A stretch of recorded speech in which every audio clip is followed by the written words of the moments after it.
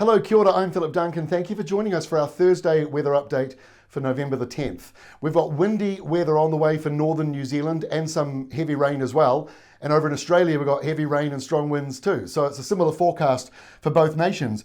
On the animated wind map today for Thursday evening, we've put on here the energy side of things. So basically, where is the windiest weather? And that's in the brightest colours. So windy weather coming into the north of New Zealand and around Cook Strait. That is the squash zone between high pressure down over the South Island and low pressure up here in the tropics trying to push southwards. And so in between the two, you got windy weather. Over in Australia, also windy weather because of that same high pressure zone, but another low pressure zone out here in South Australia that's trying to move in. So we've got windy weather on both sides, but the windiest weather will be from about Auckland northwards across Friday.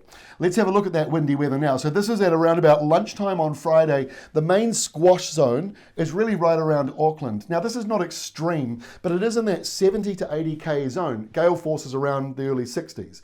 So you're getting into gale force at times, mostly north of Auckland, up around places like Warkworth and Whangaparoa, those areas. So it will be pretty windy, and also out around Great Barrier Island and Waiheke Island and Coromandel Peninsula. Those areas will all be a bit blustery, and quite often when there's a windy easterly, the eastern Waikato, State Highway 26, that area will be pretty blustery as well due to that setup. Now let's have a look at lunchtime Friday. There's rain as well pushing down. So we've got windy weather and we've got wet weather. Heaviest falls will be around the Bay of Islands and Whangarei, also East Cape and Gisborne, and potentially around Coromandel Peninsula too. Auckland's a little bit more sort of borderline. And over in Australia, you can see the next burst of rain coming through in that southeastern corner, really going right up to the northern parts of New South Wales, but it won't be very much over in those areas. Now, as we go into Saturday, that windy weather moves away from us because the big blocking high, this one here, is moving away as well. So it takes that windy weather with it, and behind it, low pressure.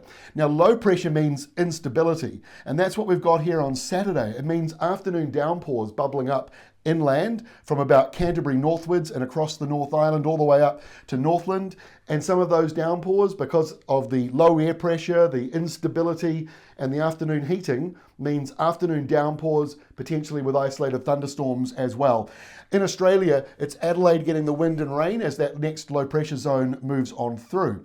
Now by Sunday, look at that system over in Australia. It really does sort of explode into rain right across a number of states, right up to Queensland, but the low itself centred right near Hobart. But it's a big system, and on the other side of it, there's the colder southerly that moves through for you on Sunday. On the New Zealand side, pretty calm and settled. High pressure just to the north. That low pressure system's basically fallen apart, but it leaves behind a bit of instability. So once again, afternoon downpours from the upper South Island and across inland parts of the North Island are again likely on Sunday afternoon. Might even be an isolated thunderstorm as well back in that mix.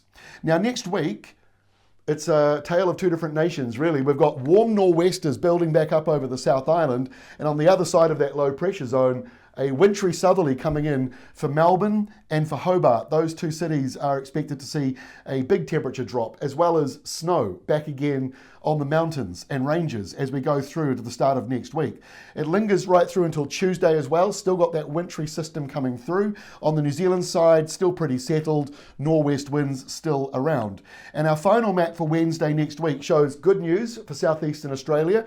Back comes the high pressure. We've got that low pressure zone now crossing past the South Island. And yes, it will get a bit colder. You can see that blue line. So it's going to be a bit, I don't know, maybe sort of spring-like. I won't say wintry, spring-like for the West Coast and Southland.